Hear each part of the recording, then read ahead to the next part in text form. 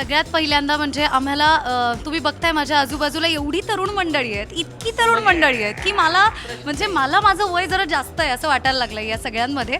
तर अशी ही आमची टीम आहे आणि आमच्या सिरियलचं नाव आहे श्रावण बाळ रॉकस्टार. कर्तव्याची कावड घेऊन आपली आवड जपणारा श्रावण बाळ रॉकस्टार. खूप उत्तम टीम आहे, खूप उत्तम प्लॉट आहे आणि मला असं वाटतं की प्लीज तुम्ही सगळ्यांनी बघा श्रावण बाळ रॉकस्टार झी युवावरती रोज संध्याकाळी 7:30 वाजता. तर आता मी माझा हा माईक देते आमच्यातल्या सगळ्यात तरुण मुलाकडे जे माझ्या वडिलांचं काम करतात. तर बोला आता दादा.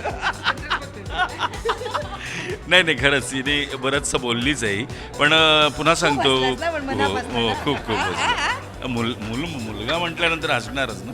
आणि खूप छान टीम आहे जसं हिने म्हटलं तसं.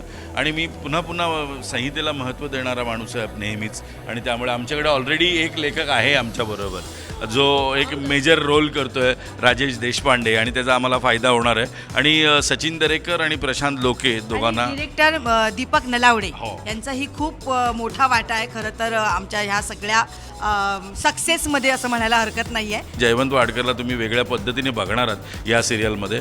आणि खूप चांगली अगदी हळुवार अशी स्टोरी आहे. खूप मजा येणार आहे. खूप छोट्या गोष्टी आहेत आणि त्यातूनही फुललेली छान गोष्ट आहे श्रावण बाळ रॉकस्टार. नमस्कार मंडळी, मी ऋषीचा मित्र कॅरेक्टर करतोय. ऋषीच्या घरी जबरदस्ती राहायला आलो मी.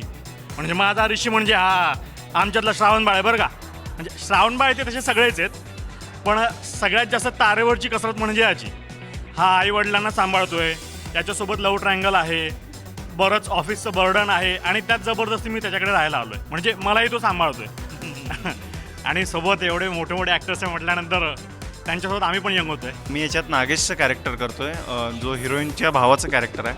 आणि खूप वेगळं कॅरेक्टर आहे. सायन्सचा किडा आहे त्याच्या अंगात आणि एक धमाल कॅरेक्टर, मजा येते करायला. नमस्कार, मी मंजिरी पुपाला. मी या सिरियलमध्ये पल्लवीचं काम करते. मी नीतूची बेस्ट फ्रेंड आहे आणि मी तिची बिझनेस पार्टनर पण आहे. पण या सगळ्याच्या पलीकडे जाऊन मी बेसिकली तिला खूप इन्फ्लुएन्स करते आणि खूप बिघडवते असं काकूंना वाटतं.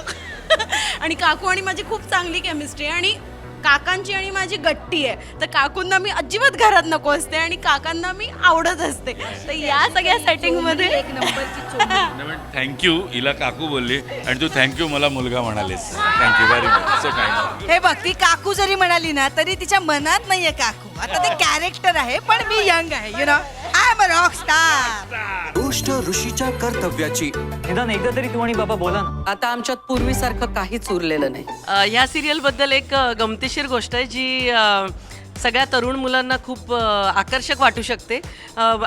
वडील आपल्याला एक सांगत असतात करायला, आई एक सांगत असते, बाहेरची प्रेशर्स आणखी असतात.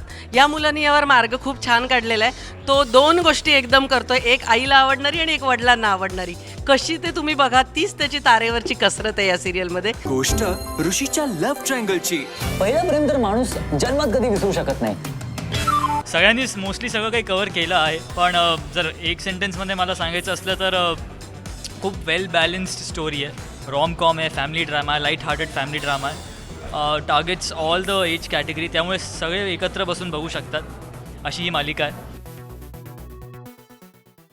नमस्कार, मी जयवंत वाडकर.